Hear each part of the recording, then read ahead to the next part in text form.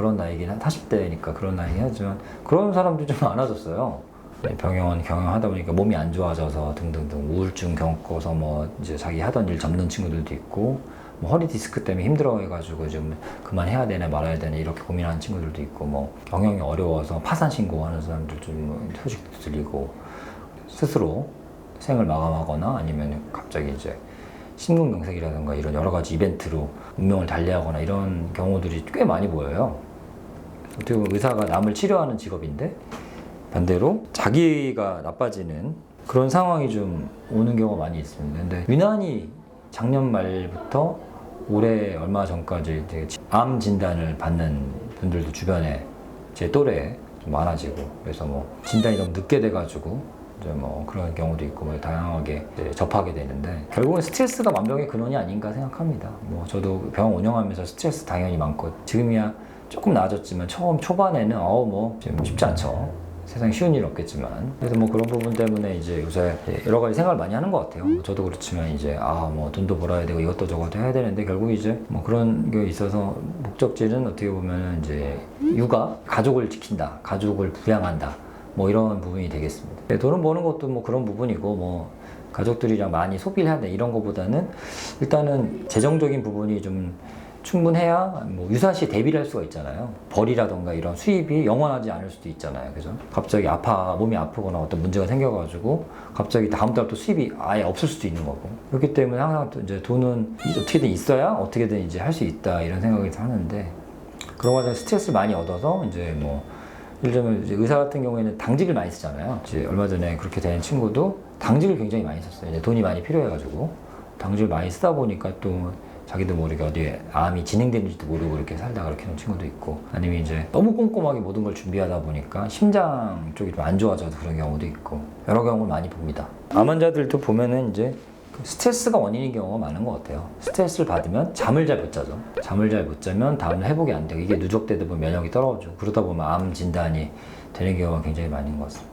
건강관리를 잘 해야 되는데 결국 잘 먹고 잘 자자 이게 기본인데 다 잘 먹고 잘 자려고 지금 힘든 건데 뭐 이렇게까지 해야 되나 이렇게까지 열심히 해서 뭘 해야 되나 아니면 이렇게까지 최선을 다해야 하는데 또 지금 아니면 못할 것도 같고 뭐 60대 돼가지고 이렇게 할 수는 없잖아요. 제가 하는 김에 하고 있는데 주변에 자꾸 이제 어떻게 보면 세상을 떠나는 친구들이 많이 보이고 이제 건강이 악화되는 분들도 많이 보이니까 좀 어떻게 40대라는 나이가 그런 시점이 아닌가 생각을 합니다.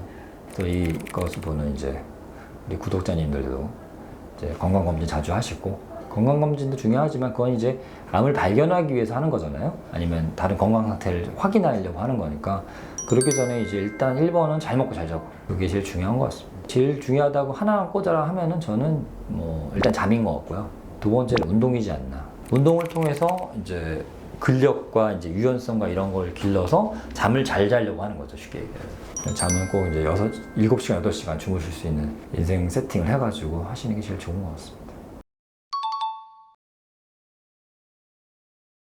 저도 애기들이 어린데 애기들이 이제 좀 크면서 밤에 좀 잠을 안 깨더라고요. 옛날에 2-3번씩 깨가지고 힘들었는데 요새는 잠을 좀 덜 깨니까 저도 더군다나 좀 상대적으로는 잘 자고 있습니다.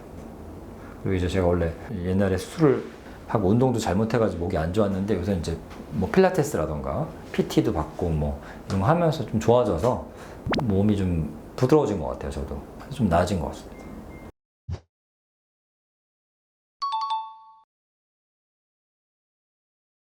오해라기보다 그런 건 많이 하세요. 뭐 그러니까 이렇게 나 암 환자인데 왜 자꾸 물리치료를 받으려고 하냐. 수술하고 하는데 왜 물리치료를 받으려고 하는데 사실 수술하면은 전신 마취를 한단 말이죠. 전신 마취가 어떤 걸로 이루어지냐면 일단은 주무시게 만듭니다. 의식을 잃게 만드는 거죠. 쉽게 얘기하면은. 그거를 근위안제를 쓰거든요. 근위안제가 뭐 여러 종류의 근위안제가 있지만 이제 전신 마취할 때 쓰는 근위안제는 아예 호흡근까지 마취하는 완전 온몸의 근육을 다 이제 활동 정지를 만드는 약이에요. 그렇게 되면은 우리 근육이 축 늘어지게 됩니다. 그럼 그 과정에서 뭐 잘못 관리했을 경우에는 이제 이렇게 관절이 과하게 뭐 이제 신전된다던가 과하게 이제 이렇게 굽혀진다던가 이런 과정에서 또 관절이 상할 수도 있고, 그다음에 수술하게 되면 그쪽에 통증이 생기죠. 진통제를 먹더라도 우리 몸은 통증을 느끼거든요.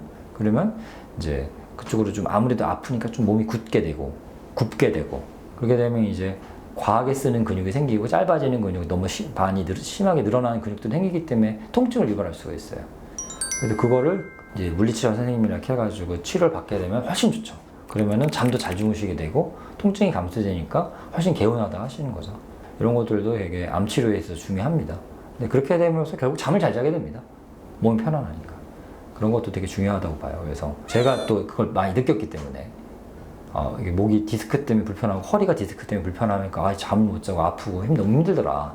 뭐 일부러 한 건 아니지만 물리치료나 이제 통증에 대한 진통제나 근이한제라던가 이런 것들 충분히 써줘야 된다. 이런 설명을 많이 드리고 있습니다.